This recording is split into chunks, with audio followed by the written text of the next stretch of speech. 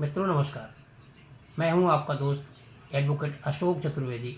आपके अपने legal channel Ashok legal ocean पर आपका एक बार फिर से स्वागत है। साथियों, जैसा कि आप जानते हैं, मैं विधिक जानकारी के नए नए वीडियो आपके समक्ष लाता रहता हूं ताकि आप लोग अपना कानूनी ज्ञान बढ़ा सकें और उससे लाभ ले सकें। साथियों, विधिक जानकारी की श्रृंखला में आज एक हम बहुत महत्वपूर्ण धारा जो आईपीसी की 211 है, इसके बारे में चर्चा करने वाले हैं। साथियों, आईपीसी की धारा 211 हमें इस बारे में बताती है कि अगर किसी ने हमारे विरुद्ध झूठा आपराधिक मुकदमा या आपराधिक षड्यंत्र रच के हमें झूठे केसों में फंसाया है, तो हम उसको इस धारा के अंतर्गत जो आईपीसी की धारा 211 है उसके अंदर मुकदमा दर्ज कराकर सज़ा दिला सकते हैं। इसमें साधारणतः 2 साल की सज़ा है।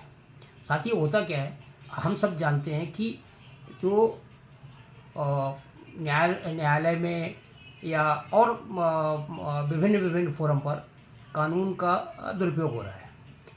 अगर आप क्राइम रिकॉर्ड ब्यूरो का डेटा उठा के देखें तो आप पाएंगे कि जैसे 498 के जो मैट्रिमोनियल विवादों के मुकदमे हैं, 80%, 85%, 90% तक झूठे रहते हैं और इसमें बेचारे पति सालों साल झूठे मुकदमों से पीड़ित होकर परेशान रहते हैं और उसमें फंसे रह के अपना कीमती समय और पैसा दोनों बर्बाद करते रहते हैं। तो साथियों, इन्हीं सब चीज़ों के लिए हमारे न्याय व्यवस्था में आईपीसी 211 धारा उपलब्ध है। अब साथियों, इस धारा का बनाने का जो मुख्य उद्देश्य था कि जो न्याय प्रणाली है, न्याय प्रणाली की जो इंटीग्रिटी है, यानी जो निष्ठा है, वो बनी रहे। लोगों के मन में ऐसा न रहे कि झूठे मुकदमे हो जाते हैं, मतलब न्याय कहीं है ही नहीं। तो उस न्याय को बनाए रखने के लिए इस धारा को आईपीसी में डाला गया था और ये सही भी है। न्याय जो होता है वो न्याय दिखना चाहिए। भाई, अगर आपके खिलाफ कोई झूठा मुकदमा कर रहा है तो हम ऐसा थोड़ी है कि उस मुकदमे को फेस करके चुपचाप बैठे रहें। हमें उस मुकदमे का विरोध करना चाहिए और जो झूठा मुकदमा करता है उसको सजा दिलानी चाहिए। तो आईपीसी की जो ये धारा 211 है, ये कि बहुत महत्वपूर्ण टूल्स है। अब इसमें साथियों हमारे ऊपर डिपेंड करता है कि हम उसको कैसे उपयोग में लाएँ। लोगों के मन में ये धारणा बैठी है कि जैसे महिलाएं अपने पतियों को प्रताड़ित करती हैं और झूठे घरेलू हिंसा के केस या डीपी के या 498 की क्रूअल्टी के झूठे केस कर देती है।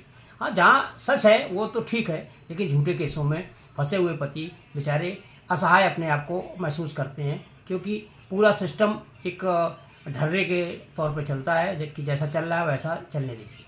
तो साथियों, हम बात जो इस आईपीसी की महत्वपूर्ण धारा 211 में की बात कर रहे हैं, अगर आपके साथ ऐसा होता है और आप न्यायालय से बरी हो गए हैं और ये पाया गया है कि ये मुकदमा झूठा था, तो आप तुरंत इस मुकदमे को कर सकते हैं। इस मुकदमे को आप डायरेक्ट कोर्ट में भी कर सकते हैं और ये जुडिशियल मजिस्ट्रेट फर्स्ट क्लास के द्वारा विचारणीय होगा।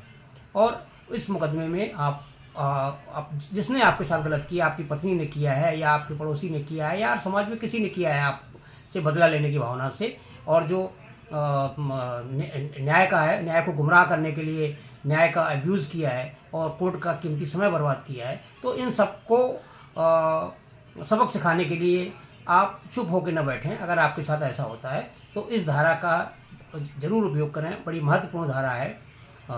लोग क्या करते हैं कि जब उनका मुकदमा समाप्त हो जाता है तो चुप होकर बैठ जाते हैं।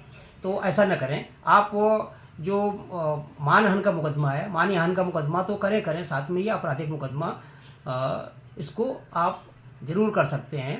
तो मैं समझता हूँ साथियों कि ये जानकारी आपको अच्छी लगी होगी, और अगर अच्छी लगी है, आप मेरे चैनल पर नए हैं तो हमारे चैनल को तुरंत सब्सक्राइब कर लें और बेल आइकन को दबा दें तथा इस वीडियो को लाइक कर दें और शेयर कर दें ताकि दूसरे लोग भी इससे लाभान्वित हो सकें। साथियों, सब्सक्राइब करने का कोई भी पैसा नहीं लगता है, तो आप तुरंत सब्सक्राइब कर लें। हमें भी अच्छा लगेगा कि आपने हमारे इस वीडियो को पसंद किया। तो साथियों, आज के लिए बस इतना ही। फिर एक नई जानकारी के साथ हम आपके समक्ष उपस्थित होंगे। तब तक के लिए जय हिंद, शुभ रात्रि।